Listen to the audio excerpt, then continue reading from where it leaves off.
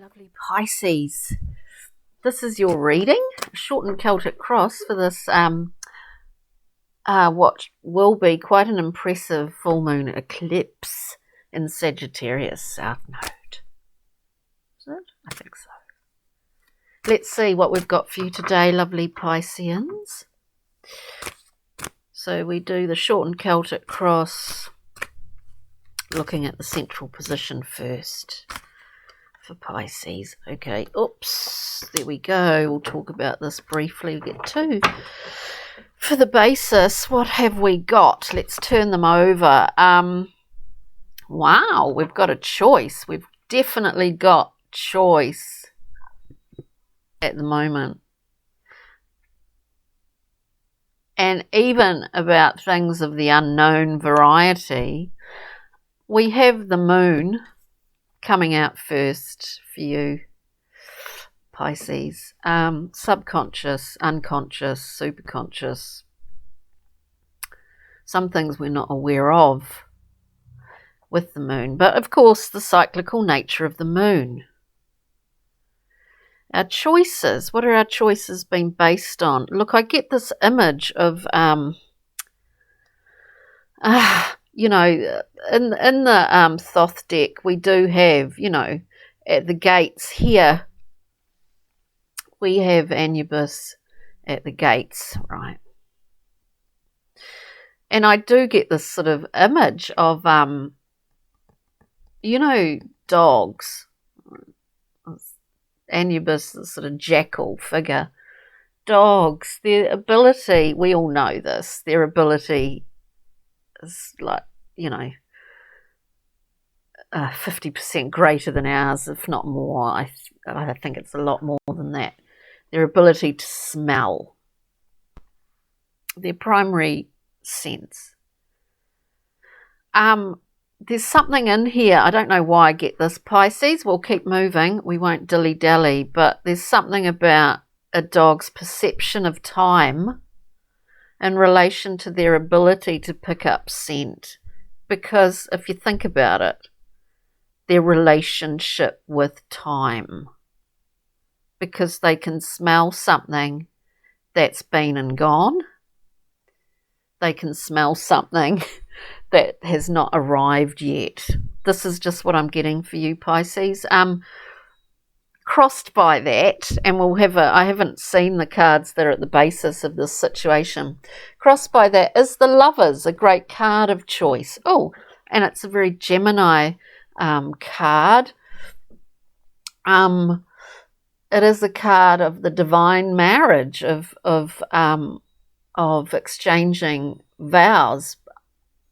In its literal sense, I mean, people read it to be about lovers, about a love connection, but in fact it's about synthesizing, about integrating aspects of yourself which relate to the, you know, the conscious, the unconscious, yin yang, male female qualities.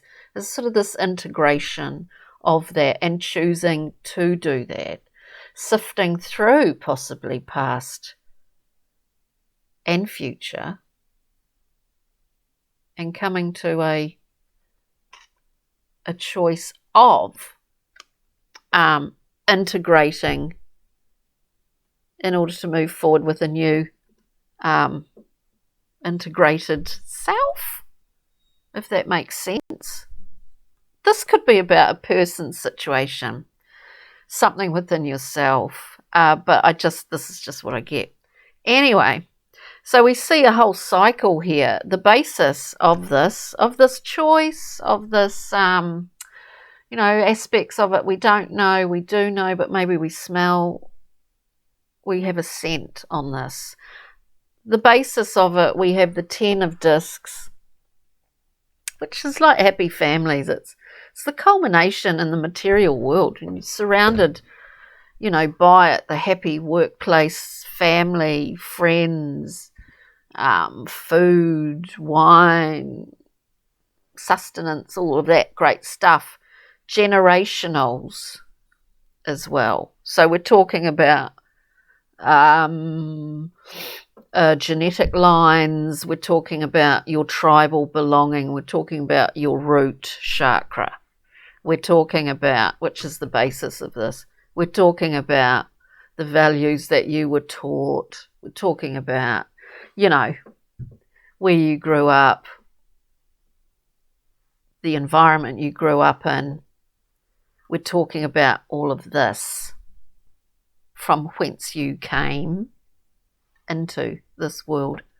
You landed in this family, right? So we're talking about generational connections, patterns, information, and with that we see the beautiful death card, this glorious fisherwoman, this transformative shedding of a skin.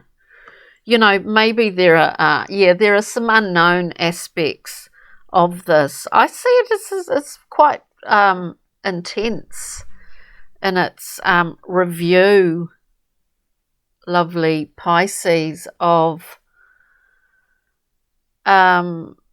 you know, your sense of well-being and belonging here. And that maybe there are aspects of this that you're reviewing, that you want to get down to the bottom of as we move forward, and we want to get rid of some old narratives, some old scripts, and move at this time and move forward with a new screenplay, as it were. Do you see what I mean? It's starting to get sort of a little bit like that. So what's behind lovely, thank you, what's behind lovely Pisces at this time, please? What is behind Pisces? Well, I'm just going to, there's too many, or I just caught them in time. Is there too many? Is there too many? Yes, there's 3. It's not too many, really. Look, we get the Fool coming out, as I'll read them as they came out in order. The Fool, unencumbered new journey. Now, in order to do an unencumbered new journey, as I was talking about, the quest, the new screenplay, the new narrative that is you and your life and you as a person, we get to do this when we've experienced this, when we've gone through this transformation, when we've made a choice, a kind of sacred choice within ourselves to integrate, to understand that which is known and that which is not really consciously, that you're not consciously aware of, but at some point you will be in this process. So we see the Fool taking off unencumbered because of asking the right questions, I suppose, Pisces, and not being afraid here to ask certain questions in relation to yourself. Unencumbered. Then we get the 2 9s. These two really kind of go together quite well. The 9's been about, in my mind, always been about completions, or sort of getting to the end of the line, really. We have the 9 of Swords, which is unfounded, anxiety and worry that really doesn't serve much of a purpose.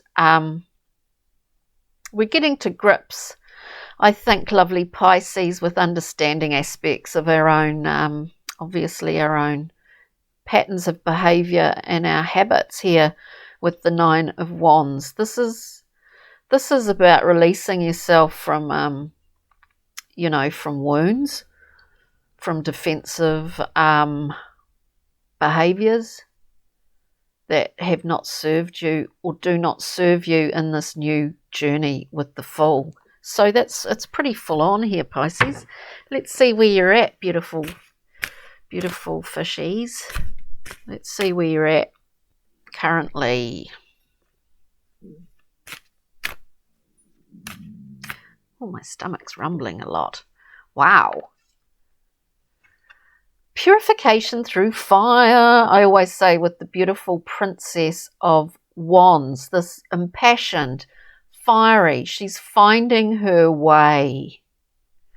She's working her way through it by expression, through her will, her passion.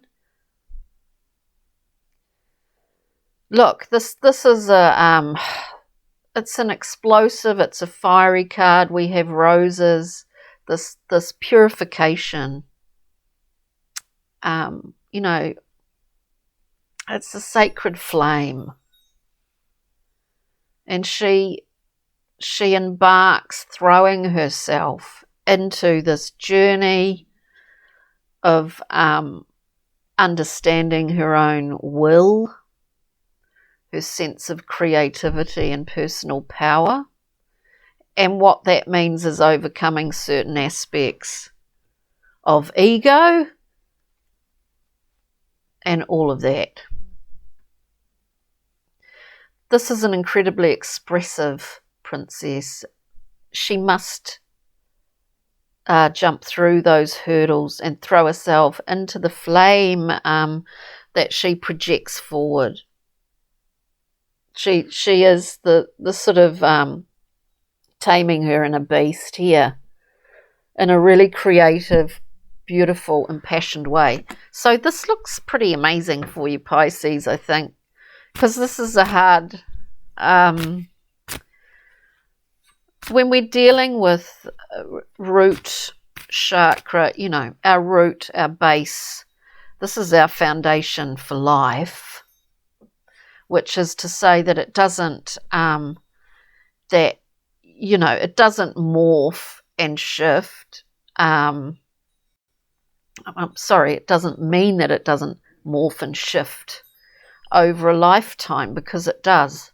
And loyalties change. I think that's one of the most difficult things in terms of that root chakras, that you know, often as a person evolving, you know, that depending on the environment that you grew up in, you know, your loyalties can shift, and you can sort of think, well, no, these are my values here. These are my values. They're not they're not the values that I grew up with. They're different. And that is one of the hardest things for an individual to come to that conclusion, if that is their conclusion. You know, it's one of the hardest things. It's the ties that really the family ties, the ties that bind us. Let's see, Taurus, we're moving forward. Pisces, we're moving forward here. Can we have one card for Pisces?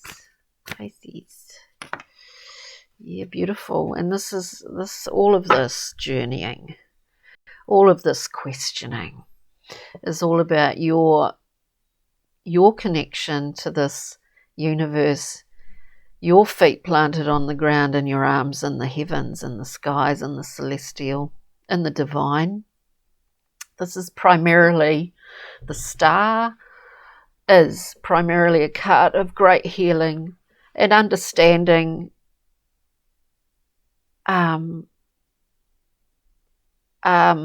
bare bones, stripped back, naked. There is nothing to fear. There is nothing to be afraid of or to have to cover up. It is you in healing mode, bare bones and all. It's beautiful. It's really gorgeous, Pisces. Now, we'll go through and we'll clarify a wee bit. with the Morgan Greer cards. Let's see, what is this transformation, which is the basis of this whole reading? That's quite amazing. For lovely Pisces, where we have the combination of, we've got one card face down. We've got the combination of, you know, family. Oh, wow. We've got our, you know, tribe, where we grew up, our sense of belonging, with the transformative card of death. Oh, God, just everything's flying everywhere. To me, we've overcome something quite big here, beautiful Pisces. I'll just pick these cards up. It makes me, oh, excuse me, it makes me feel a little bit uncomfortable when they're on the floor, but maybe they needed to ground themselves out. Now, so with that first card to clarify death and the 10 of discs, we have the 7 of swords. It's about feeling as if you cannot be truly yourself, that you need to, in order to get what you want, you have to go around the back door and be sneaky about it. You can't fully, bare bones and all, be yourself. I think this is it's a large part of this entire reading, and that you are overcoming that, because you are. There are just things that need to be done before. You know, don't get hooked up on time here before you take off on this literal journey. There are just things that need to be understood here. This is what you're doing and healed. It's really beautiful, Pisces. So the 7 of swords, funnily, he or she leaves 2 swords there, as if they, you know, it's saying I'm neither here nor there, but maybe I can come back. Maybe it's, do you know what I mean? It can be a card of sort of remembering shame and humiliation from the past, and sort of developing habits that, as is in the 9 of Wands, that work as the sort of defense, self-saboteuring mechanism of behavior and defense. But anyway, like the 2 of swords there, left behind, just to keep an opening somehow, that maybe, you know what I mean? If it was a romantic kind of read, I would possibly be inclined to see it like that. I don't think it is, though. I think it's about self-evolution with that 7 of swords. This is what you're understanding, what you understand. And this is what makes you a magician in your own world and able to co-create with your world, is understanding this 7 of swords, which I think you are, beautiful Pisces. It's a gorgeous reading. Can we just have a wee look at the Princess of Wands, this glorious firebrand, this beautiful princess? Yes, this is it. We've got transformation, again we've got death, again transformation. This is part of it. This is, as I said before, going through some of this. Some things have to be done before we take off as the Fool. And this is it. This is part of it. This purification through fire. We get through this, and then we are truly unencumbered. You are healing. I mean, we have death at the basis of this reading. We have death currently. And I mean death in the most amazing way, because it's an amazing card. Then we have the Star, a beautiful card of healing.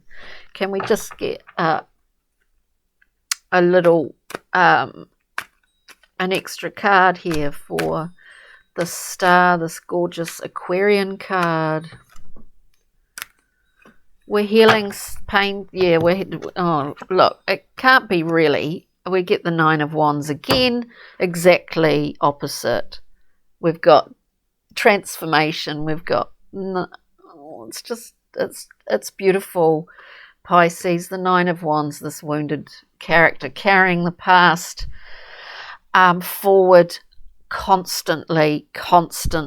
We have the Six of Cups, the beautiful six, memories of childhood connection, a longing. In this reading, I feel a longing for something from the past to return, but this is happy. There's a lot of happiness here too, and wanting to see that in your world currently. And it's a beautiful reading, and it is coming to you. If it's not already all around you, it is in a direct line coming across the wavelengths to you, dear Pisces. We'll just get a Pixie and Fairy card for you. It's a really meaty kind of reading, for want of a better term. Very much so.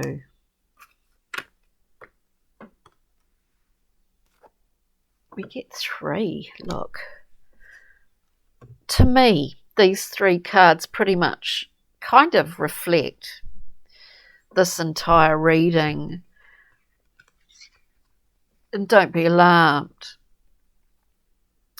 Firstly, the Glancona, which is a card of, whether it's within yourself or another person, a card of illusions. A card of not really being truthful or finding it a challenge to be. We all are and have and do experience this over and over again throughout our lives. We have, oh God, what's his name? The bodacious bodak, which is like the Scottish, the little brownies that come and try and be helpful, but they're not. They're actually very unhelpful. Unhelpful help, you could say. There's something wonderful about the imagination, but we really can't just sort of give up and float off in our own personal illusions. You know, sometimes you just have to take it on. And with this princess, that is exactly what you have done. The beautiful thing about this is here we have the spirit dancer, which is like the equivalent of this gorgeous Princess of Wands, bursting through, upping your own ante, going to places that you've not been before, in terms of not allowing yourself to go there, and now you are. This is an amazing reading, Pisces. I just want to get we'll get a little wood, a little star card for you for the Sagittarian full moon eclipse. Eclipse. Love that word, isn't it? Eclipse.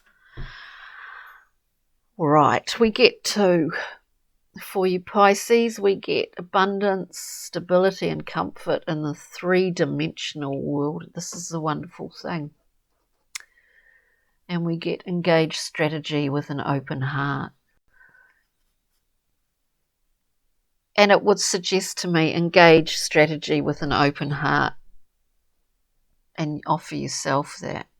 Offer yourself that forgiveness.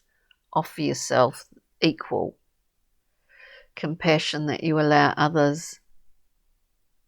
Beautiful reading, Pisces. Thank you kindly. Have a wonderful, wonderful week. And thanks for tuning in. We'll see you next time. Okay. Bye. Bye.